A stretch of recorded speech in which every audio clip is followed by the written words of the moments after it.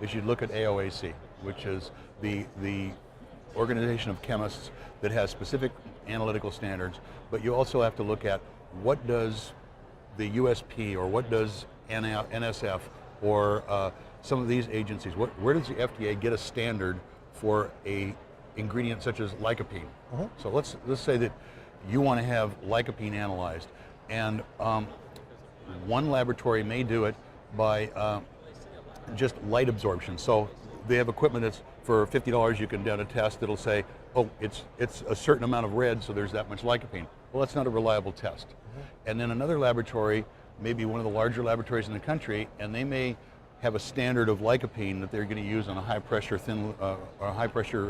liquid chromatography machine in the laboratory, and they're going to analyze for lycopene, but perhaps their method is a little outdated, or the lycopene standard that they have is older. So they're not going to have the correct level showing, so you don't really know what the true level of that product is. You would do what someone would do that's in the FDA in a laboratory. They would probably go to Chromadex, which is their laboratory and synthesis and analytical laboratories in Boulder, and their headquarters is in Irvine, and they actually create the molecule. So instead of taking they'll create molecules, they'll extract something right there from a fresh tomato paste. They'll actually extract that lycopene down to where they can see the structure of it in their analytical equipment.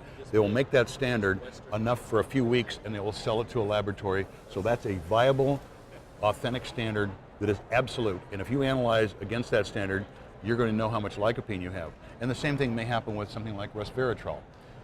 Resveratrol, many people are getting it from knotweed, and it's 50% resveratrol, and they may get it from the grape extracts. But there are other substances in there that maybe your body doesn't want.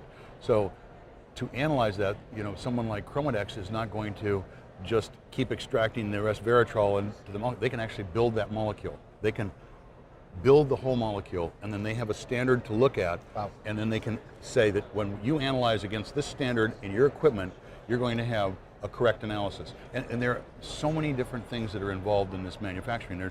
There are standard operating procedures on how to run equipment. There are on how to validate everything. One of the big things that's going to be happening is validation of everything in your plant. Your scales, your computer system will need validation. You need standard operating procedures to validate that what's in your computer can't be faulty, and you have to prove that to the FDA. Well, I know that years ago, you're already ahead of what the GMP standards are. So is it possible that any of these other companies, that a well-meaning company, could catch up and maybe go beyond what the GMP says? Or? Oh yeah. Okay. It's definitely possible. The larger companies, the law is that after June 25th, the largest companies of last year, the largest companies were going to be audited during that year, and now it's after June 25th, 2009, which has been a few months.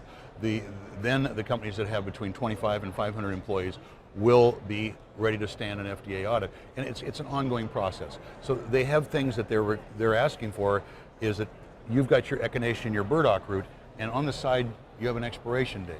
So they would like to know in a scientifically valid method, not validated, there's a difference here, but a valid scientific method, something that makes sense.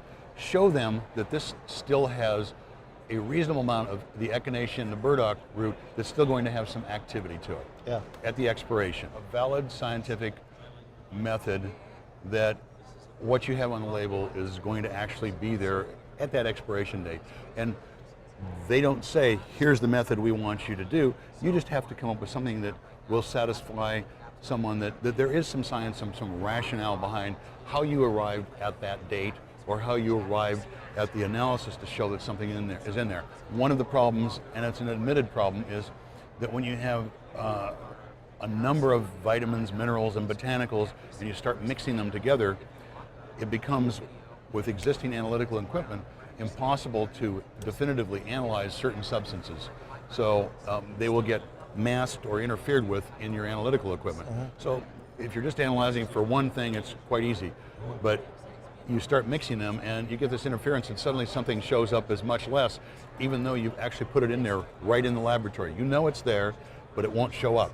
So you have to show the FDA that if they were to analyze your mixture of six herbs and 12 vitamins and 20 minerals, that if they analyzed it and found that it was low in this substance, you can prove to them that you've seen that in your analysis, and you can show them, well, we put all these substances together without it, and you can analyze everything, and this, we analyze it, and it has that level, we put it in there and it disappears.